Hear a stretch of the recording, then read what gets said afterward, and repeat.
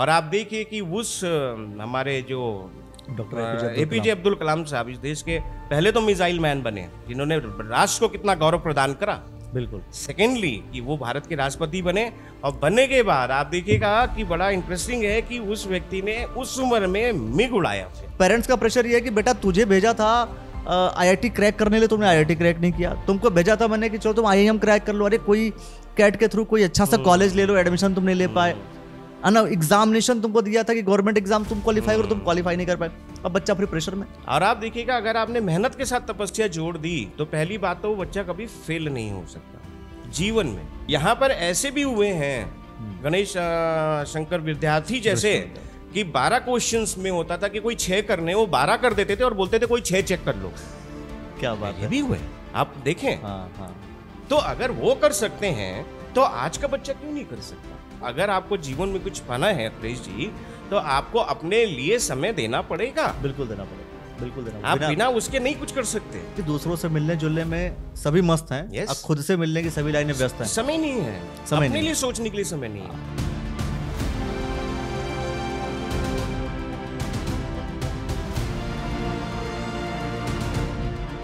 दोस्तों आप सभी को नमस्कार, मेरा नाम अखिलेश है और आप देखना शुरू कर चुके हैं द न्यूज़ वाला नेटवर्क। और ये खास सीरीज करियर वाला।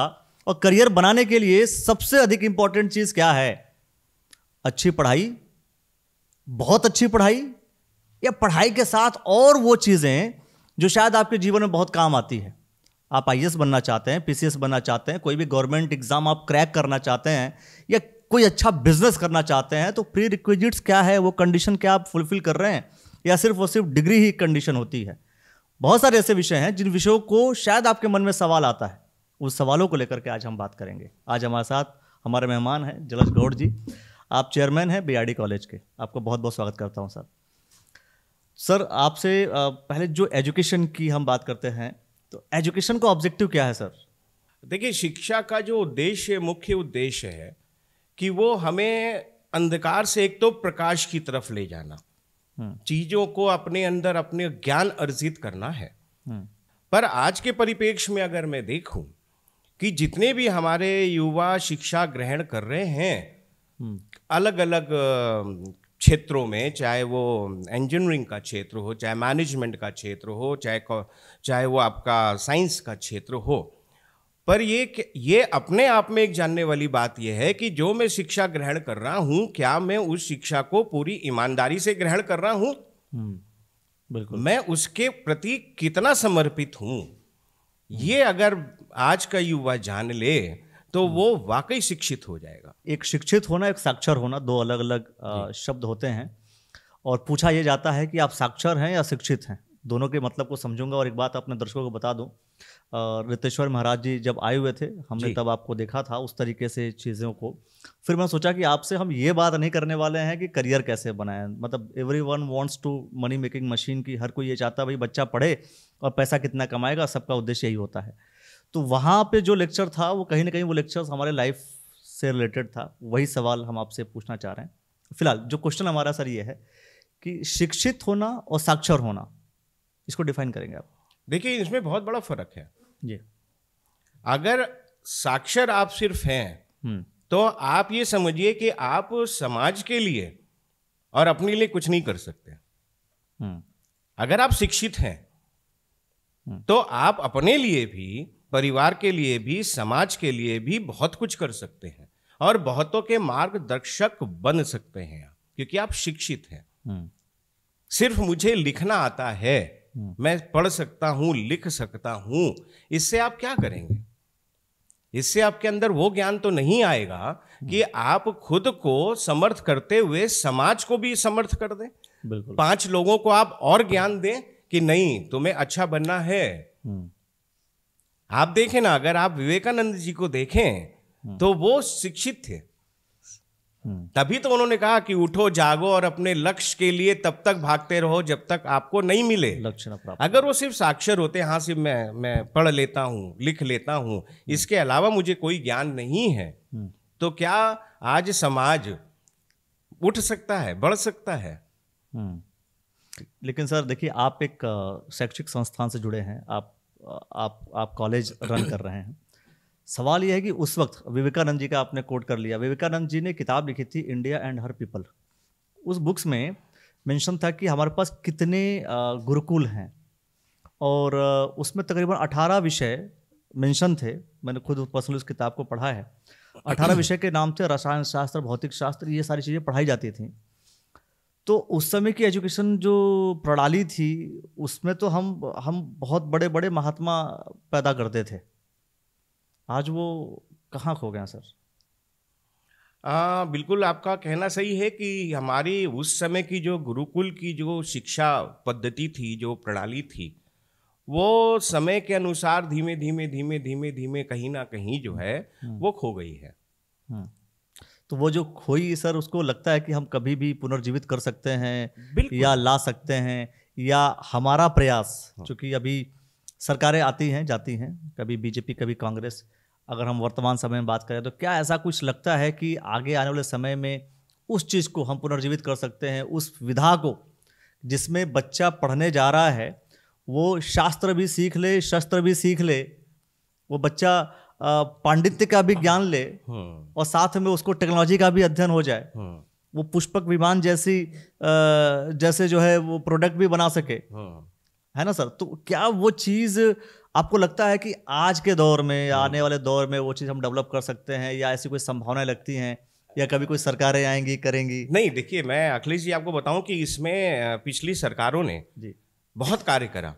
आप देखें कि हमारे पास, जैसे आपने बोला कि टेक्नोलॉजी की अगर मैं बात करूं, जहां से खोज होती है, जहां से हमारे वैज्ञानिक बनते हैं, जहां से हमारे साइंटिस्ट बनते हैं, आप देखें कि पिछले दशक में हमारे पास आईआईटी थी, वो बहुत सीमित संख्या में थी, 5 या 7 थी। पिछली सरकारों ने उसको बढ़ाया और आईआईटीज खोली, और उन्होंने कहा कि नहीं, शोध पे काम करो, रिसर्च पे काम करो। सरकारों ने उसमें धन भी, उस पर्टिकुलर क्षेत्र में धन भी आवंटित करा। अगर मैं टेक्नोलॉजी की बात करूं, अगर हम मैनेजमेंट की बात करें, तो आप देखिए कि हमारे देश में आईआईएम जैसी संस्थाएं हैं जो सीमित अवस्था में, सीमित संख्या में हुआ करती थी। पर पिछले दशक में मैं अगर बात करूं तो आईआईएम बढ़ के देश में पहले 7-8 हुआ करते थे, आज 27-28 हो गए। वहां से जो बच्चे हैं, जो वहां का जो ब्रेन जो एक निकल रहा है, वो कहीं ना कहीं आज भारत राष्ट्र को तो सशक्त कर रहा है। उसके अलावा इन बच्चों की, यहाँ से निकले हुए छात्राओं की इतनी बड़ी आज की डिमांड है वर्ल्ड में।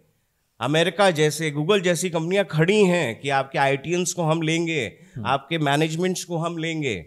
और साथ साथ आप देखिए कि गुरुकुल, मतलब अगर हम अध्यात्म की तरफ आए तो आज भी बहुत सारी सरकारों ने, हमारी सरकार ने, पिछली सरकारों ने संस्कृत महाविद्यालयों की स्थापना करी जी, जिसमें कि उन्होंने संस्कृत भाषा को, जो हमारी पूर्व में हमारी भाषा रही है इस राष्ट्र की, उसको कैसे, उसमें हम और अच्छा शोध कर सकते हैं, आज की युवा पीढ़ी को हम उस तरफ कैसे लगा सकते हैं, सरकारों ने काम करा है। लेकिन क्या है कि सर, रिसर्च पे अगर मैं 20-25 साल से देखूं, है ना, आप पर्टिकुलर किसी एक सरकार की बात कर सकते हैं, मैं बिल्कुल हर सरकारों की बात कर रहा हूँ।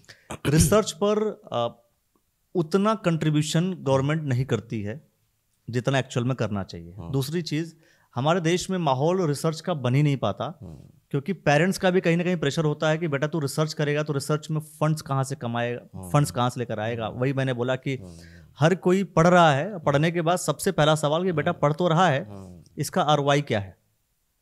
भाई पैसा लग रहा है 5 लाख रुपए, रिटर्न आएगा कि नहीं आएगा? तो सब कोई इसी पे बात कर रहा है, हर किसी का ऑब्जेक्टिव सिर्फ मनी मेकिंग मशीन बनने का ही है। सवाल यह कि रिसर्च पर अगर हमारा देश काम नहीं करेगा तो फिर कैसे काम चलेगा, पहली चीज़। दूसरी चीज़, आपको नहीं लगता कि रिसर्च पर अभी और ज़्यादा हमें काम करने की ज़रूरत है, पैसा लगाने की ज़रूरत है, और हिंदुस्तान के उन बच्चों के ऊपर भरोसा करने की ज़रूरत है जिस पर भरोसा किया जाए और सरकार उन्हें फंड दे सके? क्योंकि सारे जो एक्चुअल माइंड है, आपने खुद कहा कि सारे वो चले जा रहे हैं विदेश, काम कर रहे हैं वहां के लिए, ग्रो करेगी वो कंट्री। हमारी कंट्री का क्या होगा सर, भारत का क्या होगा फिर इस कंडीशन में? अखिलेश जी, देखिए बिल्कुल आपका कहना ठीक है, पर मैं ये अगर देखूं कि जो आज की डेट में, पहला अगर हम रिसर्च की बात करें जी, हाँ, इस पे ज़रूरत है। और सरकार, मैं आपको बताऊं कि पहले जो JRF होता था, उसकी जो रिसर्च करने के लिए जिन विद्यार्थियों को जो पैसा दिया जाता था कि भैया आप रिसर्च में अपना पूरा ध्यान लगाएं और आप ये कभी मत समझें कि मेरी ज़रूरतें कैसे पूरी होंगी, मैं रिसर्च करूं या मैं अपनी आर्थिक स्थिति को देखूं, सरकार ने उस राशि को बहुत बढ़ाया, लगभग डबल। एक लिमिटेड फंड उन्हें पर मंथ मिलता है रिसर्च करने के लिए। दूसरा देखिए, हर व्यक्ति पूरे संसार में गतिमान तो है, सोचता है कि मैं आज बहुत ज़्यादा प्रगतिशील हो जाऊं, पर मैं ये मानता हूं, मेरा ये अपना व्यक्तिगत मानना है कि आज भी कम से कम 70% बच्चा हिंदुस्तान में पढ़ के और यहाँ की सेवा करना चाहता है, 30% बाहर जाता है, किन्हीं ना किन्हीं कारणों से जाता हो सकता है वो भौतिकवाद को देख के अपने कैरियर को बहुत अच्छा और आगे बढ़ाने के लिए उसको लगता है कि वहाँ हमें ज़्यादा अच्छे संसाधन मिल जाएंगे, वो वहाँ जाता है। पर मैं अगर अपनी व्यक्तिगत बात करूं, जो मेरी लोगों से बात होती है, वो कहीं ना कहीं उसके मन में टीस तो रहती है कि यार नहीं, मैं एक बार कभी भारत लौटूं और यहाँ पे कार्य करूं। वो उतने ठीक है जाते हैं, पर उनका मन हमेशा इस राष्ट्र में ही फंसा रहता है। मैंने कई लोगों से बात करी, नहीं यार ठीक है मैं आ तो गया, पर मैं सोचता हूँ कभी, मैंने कहा आपको मौका मिले तो अभी कभी आपको रिसर्च सेंटर DRDO हमारा मौका दे या कुछ, नहीं मैं आ सकता हूँ, मैं कर सकता हूँ काम वहाँ के लिए। तो उसके मन में ये तो रहता है कि अगर वहाँ की सरकार ने मेरे लिए कुछ करा, मुझे सब्सिडी देकर पढ़ाया, क्योंकि IITs में और फीस बहुत कम है, सब्सिडीज राइट, या हम MBBS, आज आप देखिए कि चिकित्सा के क्षेत्र में हमारे पास कितने मेडिकल कॉलेज हुआ करते थे, तो पिछले दशकों में सरकारों ने मेडिकल कॉलेज खोले। आज भी प्रयास होता है कि नहीं हमें चिकित्सा सुविधा, तो डॉक्टर्स मैं फिर भी बोलता हूँ 20% बाहर निकलता होगा या रुक जाता है, वहां पर मास्टर डिग्री करने जाता है और वहीं की सेवा करने, पर 70% जो बच्चा निकलता है वो यहाँ पर सोचता है कि मैं अपने देश में स्वास्थ्य शिक्षा को और बेहतर करूं। तो ये चीज तो रहती है यहाँ पे कि काम मुझे अपने देश में काम करना, मतलब आदमी कितना भी विदेशी हो जाए, यस, दिल हिंदुस्तानी रहता 100% है ना। अच्छा, ये जैसे मान लीजिए कि बच्चे हैं, बहुत कुछ चाहते हैं करना, हर किसी का एम्बिशंस, वही मैंने आपको बोला स्टार्टिंग में कि IAS है, PCS है, कोई गवर्नमेंट जॉब क्वालिफाई करना चाहता है, कोई खुद का बिजनेस करना चाहता है। ये जो क्वालिफाई करने वाली जो दौड़ है, इस दौड़ को अगर हम आपके पॉइंट ऑफ व्यू से जानना चाहें तो कैसे पूरा कर सकते हैं, क्या मतलब जरूरी चीज क्या है एक्चुअल में? अखिलेश जी देखिए, आज के जो बच्चे हैं, मैं पिछले चूंकि 25 वर्ष से इसी क्षेत्र में काम कर रहा हूँ, मैं देखता हूँ सब में बड़ी अपार संभावनाएं हैं, बड़ी उनके अंदर एनर्जी है, शक्ति है। पर क्या होता है कि जो बच्चा जब अपने 12वीं के बाद या जब 12th करता है, तो वो जब आता है अपने स्नातक क्षेत्र में कि मुझे करना है, तो वहां पर वो बड़ा मिसगाइड हो जाता है कि मैं कैसे करूं। वो उस समय भौतिकवाद में फंस जाता है, अच्छा मैं IAS भी बन सकता हूं, मैं UPSC भी क्लियर कर सकता हूं, नहीं अच्छा मैं फौज में भी जा सकता हूं, अच्छा मैं एक अच्छा कॉर्पोरेट में अच्छा मैनेजर भी बन सकता हूं। तो वो जो 10 दिशाओं में या 3-4 दिशाओं में जब वो भागना शुरू करता है, तो मैंने व्यक्तिगत रूप से देखा है कि वो किसी दिशा में भी सफल नहीं हो पाता है। और वो मिसगाइड होने का कारण क्या होता है? मिसगाइड होने का कारण ये है कि वो अपने आप में ईमानदार नहीं होता। छात्र जीवन से ईमानदारी का मेरा मतलब यह है कि वो अपना कोई ध्येय ही निश्चित नहीं कर पाता है कि मुझे करना क्या है। अपार संभावनाएं हैं, बुद्धिमान है, शक्तिमान है, बिल्कुल, पर वो अपना गोल नहीं सेट कर पाता, पहला। दूसरा कि उसको जब वो गोल नहीं सेट कर पाता है, तो जो एक बेसिक रिक्वायरमेंट है एक जगह पहुंचने की, कि मुझे एक पहले तो अनुशासित रहना है, मुझे अनुशासन जीवन में चाहिए। आप अगर सुबह प्रातःकाल नहीं उठेंगे छात्र जीवन में, और आप 9 बजे सोकर उठ रहे हैं और फिर बड़े अलसाए मन से आप कॉलेज चले गए और वहां से अच्छा पढ़ लिया, फिर वापस आ गए और फिर अपने वो मित्रता जो एक इस चंचल मन होता है बालक का, क्योंकि 18 से मैं देखता हूँ 25 साल की उम्र में व्यक्ति को उससे पूछो तुम्हारा सबसे अच्छी चीज क्या लगती है, तो कहेगा मेरा मित्र। सबसे कठिन क्या चीज लगती है, कहता पढ़ाई। पढ़ाई मत कराइए, बाकी मुझसे सारे काम कर लिए। वो जो पर उस मन को जो है, अगर उस समय उस मन को थोड़ा बांधा जाए, तो मैं मानता हूं कि वो बच्चा जीवन में कभी भी फेल नहीं हो सकता, वो जो चाहेगा उसको मिलेगा। बिल्कुल, देखिए आपने सही बात कही कि भाई लक्ष्य अगर है, एक टारगेट फिक्स है, तो इंसान उसके लिए काम करे, है ना। समस्या ये आपने कहा कि वो बंधन, वो बांध नहीं पा रहा अपने एनर्जी को। बांधे कैसे सर?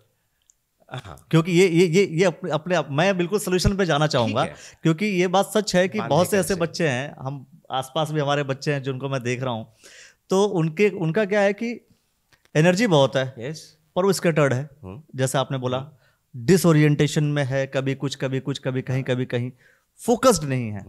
लाएं कैसे हो फोकस?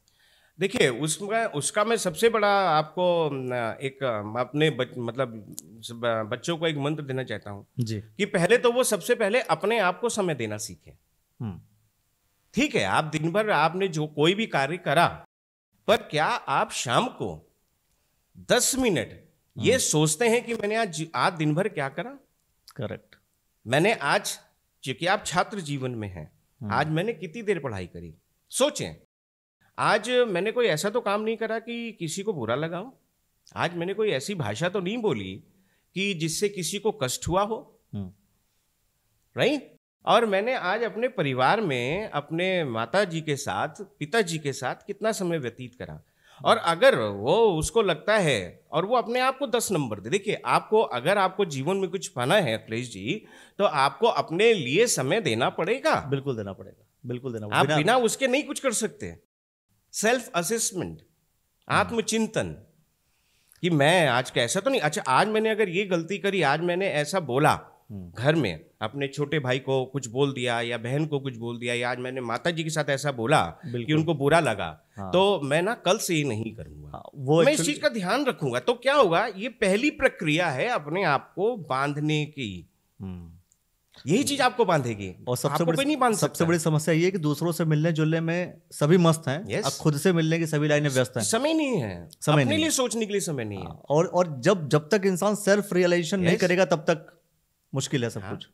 आप ये तो सोचते हैं 10 मिनट बैठ के कि नहीं आज ना मैं मार्केट जाऊंगा, वहां पे इस ब्रांड की जीन्स खरीदूंगा, उस ब्रांड की नहीं खरीदूंगा, इसका मतलब आप अपने को समय दे रहे हैं ना, समय दे रहे हैं, पर आप किसके लिए समय दे रहे हैं? उन चीजों के लिए कि जिसकी अपार संभावनाएं बाद में हैं, आप वो बाद में भी कर सकते हो। बिल्कुल बिल्कुल, आप बाद में भी मार्केट जा सकते हो सकता है कि आज जो बाजार हैं उससे 10 गुना अच्छे हाईटेक मार्केट कल को हो। जो आज आपको उत्पाद मिल रहा है वो 10 गुना ज्यादा अच्छा मिले, पर आज आप उसमें फंसे अपने लिए नहीं, क्योंकि आप अगर अपने को अच्छा कर लोगे, बांध लोगे, तो ये चीजें आपके लिए बिल्कुल नगण्य हो जाएंगी, जब चाहोगे आप पालोगे। मतलब वो बाहर वाली चीजों को, कपड़ा कैसा पहनना है, कैसा मुझे दिखना है, उस पर तो प्रेशर दे रहे हैं, लेकिन खुद की आत्मा को कैसे बेहतर बनाना है उस पर मेहनत नहीं कर रहे हैं। और अगर हम उस पर मेहनत करेंगे तभी सफलता हाथ लगने वाली है। 200 आपको नोबडी कैन स्टॉप यू, ईश्वर भी नहीं रोक सकता आपको। अगर आप अपने को बांध रहे हैं, अपने आप में ईमानदार हैं, अपना आत्मचिंतन कर रहे हैं, तो आप देखिएगा कि विद इन 15 दिन के अंदर उस बच्चे में अपने आप चेंज आना शुरू हो जाएगा। बिल्कुल, जैसे आपने मैं एक चीज बस एड ऑन कर रहा हूँ, गायत्री परिवार, आप नाम सुना होगा, गायत्री परिवार जो है, वहां पर पंडित श्री राम शर्मा आचार्य जी का कोटेशन है, वो ये कि आत्मबोध और तत्वबोध 2 चीजें हैं। वो जैसा आपने बोला कि जब हम शाम को सोने जा रहे हैं तो आत्ममंथन करें एक बार, कि एक्चुअल में हमने जो दिन भर किया वो अच्छा था, बुरा था, कैसा था, कैसा नहीं था, और फिर जो कुछ छूट गया, जो नहीं कर पाए, उसको चलो कोई बात नहीं, कल हम दोबारा स्टार्ट करेंगे। और जब सुबह उठो तो सुबह उठने के बाद ये ईश्वर को धन्यवाद दो कि हे ईश्वर, आपने हमें पुनर्जन्म दिया, हमें नया जन्म मिला है, आज का दिन एक नया जन्म हुआ हमारे लिए, और आज हम फिर से एक नई एनर्जी के साथ काम करेंगे, बेहतर काम करेंगे, कल जो गलतियां की हमने नहीं करना है। और सही बात है, जब तक हम वो अप्लाई करेंगे तब तक कोई समस्या हल नहीं होनी। हाँ, तो और ये अप्लाई, और सबसे बड़ी चीज है कि हम अपना लक्ष्य निर्धारित कर लें, उसके लिए ईमानदारी से मेहनत। देखिए मैं बच्चों से जब मिलता हूं तो मैं उनको बोलता हूं कि आज ये जो आपके पास 5 साल हैं, 12th आपने कर लिया, बिल्कुल, अब जो पहले आपने 10th करा, आपकी कुछ गलतियां हैं वो आपने 12th में सुधारी है, 12th आपने कर लिया, अब आप देखिए ये जो आपके 3 साल स्नातक के हैं, ग्रेजुएशन के, और जो 2 साल आपके पीजी के हैं, राइट, बिल्कुल, अब क्या है कि इन 5 सालों में अगर आपने ईमानदारी से मेहनत करी, सेल्फ असेसमेंट करा, आत्मचिंतन करके मेहनत करी, ये 5 साल अखिलेश जी आपको 50 साल बेहतर जीवन देगा, क्योंकि आपका कर्म ही आपके फल की और धन की, अर्थ की व्यवस्था करेगा। और कर्म खराब है तो फिर यस, और आप तो देखिए ये हम आज जिस विषय पर हम बात करते हैं, जो आपने पुराने गुरुकुल हाँ, सनातन की बात करी, आप देखिए कि बाबा तुलसी ने अयोध्या कांड में कब मानस में लिख दिया था कि कर्म प्रधान विश्व करी राखा, जो जस कर सो तस फल चाखा, तब का लिखा हुआ है। ये आज की फिलॉसफी नहीं है। जो आप करेंगे लौट के आपको ही मिलना है। बिल्कुल। तो क्यों ना हम इस अवस्था में, आप एक अच्छे परिवार से हैं, ठीक है, आर्थिक आपके पिताजी मेहनत कर रहे हैं, आपको अच्छे विद्यालय में शिक्षा दे रहे हैं, वो बहुत मेहनत करके आपको पढ़ा रहे हैं, तो आपका क्या फर्ज बनता है कि जो मैं आज कार्य कर रहा हूं वो तो ईमानदारी से करूं। मैं आईएएस बनना चाहता हूं, मैं यूपीएससी मैं क्लियर करना चाहता हूं। अरे भाई, आप उसके लिए लिख कितना रहे हो? की पैड पे तो आपकी उंगलियां ऐसे ही चलती है, मैं आश्चर्यचकित हो जाता हूं जब मैं बच्चों को देखता हूं कि दोनों हाथ से टाइप करते हैं। हाँ सर। और अगर मैं उनको बोलूं कि लिखो, you have to write 200 words, तो अखिलेश जी कई बार ऐसा होता है कि वो जो छात्र वो अपना लिखा पढ़ नहीं पाता, और उसको लिखने के लिए जो मान लीजिए 200 वर्ड को लिखने के लिए आपको जो 10 मिनट का समय चाहिए वो 20 मिनट ले लेता है। तो आप कहां से यूपीएससी क्रैक कर दोगे? क्योंकि आपने उसकी प्रारंभिक चीज तो नहीं करी, उसके लिखना नहीं आता, बेसिक सी रिक्वायरमेंट आपने पूरी नहीं किया। मैं बच्चों को देखता हूँ, सर ट्यूशंस में जाता हूँ, कोचिंग्स जाता हूँ, अरे भाई मैं उनको बोलता हूं कि आपके जो गुरु टीचर आपको पढ़ाए ब्लैक बोर्ड पे, ठीक है, आपका उस समय मन बाहर है, मौसी के घर पर है, मामा के घर पर है, कहीं मित्र के घर पर है, वो इक्वेशन लिखी जा रही केमिस्ट्री की, कोई दिक्कत नहीं, आप नोट कर लिया ना, आप घर आओ, आप वो किताब खोलो, उसको एक बार पढ़ो और फिर 2 बार पढ़ो, और उसको किताब कॉपी को बंद करो, एक दूसरी कॉपी उठाओ, उसमें इक्वेशन लिखो। तो क्या होगा कि चेतना आएगी, आपका ब्रेन काम करने लगेगा, आपकी स्मरण शक्ति बढ़ेगी, पहला।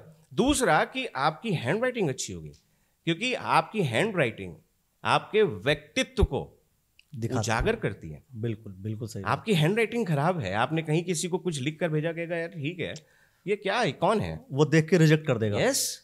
तो 2 चीजें हुई, आपकी स्मरण शक्ति बनी, आपने लिखा तो आपकी राइटिंग अच्छी हुई।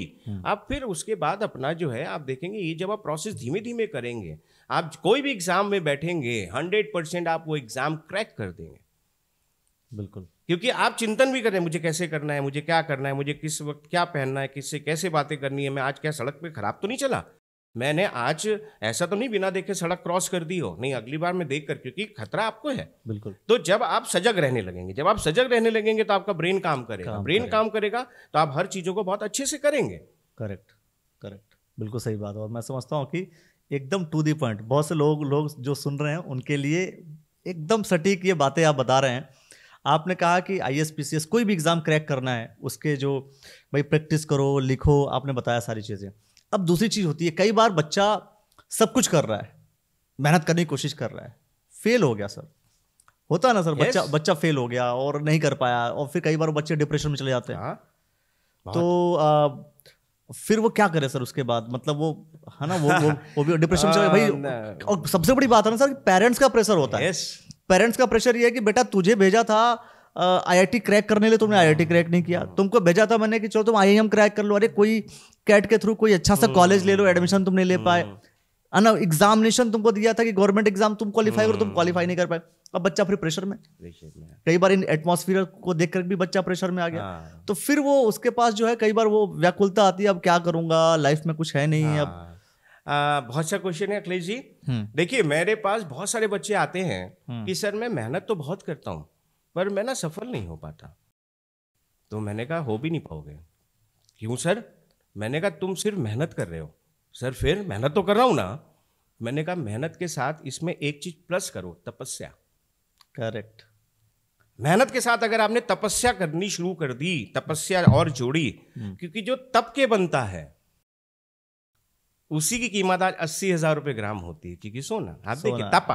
बिल्कुल बिल्कुल बिल्कुल। तो मैंने कहा मेहनत के साथ, सिर्फ मेहनत करोगे कुछ नहीं मिलेगा, तपस्या। मैं उसमें कितना खुल गया। और आप देखिएगा अगर आपने मेहनत के साथ तपस्या जोड़ दी तो पहली बात तो वो बच्चा कभी फेल नहीं हो सकता जीवन में। मैं फिर कह रहा हूं वो जिस एग्जाम में बैठेगा वो उस एग्जाम को क्रॉस कर देगा, क्लियर कर देगा।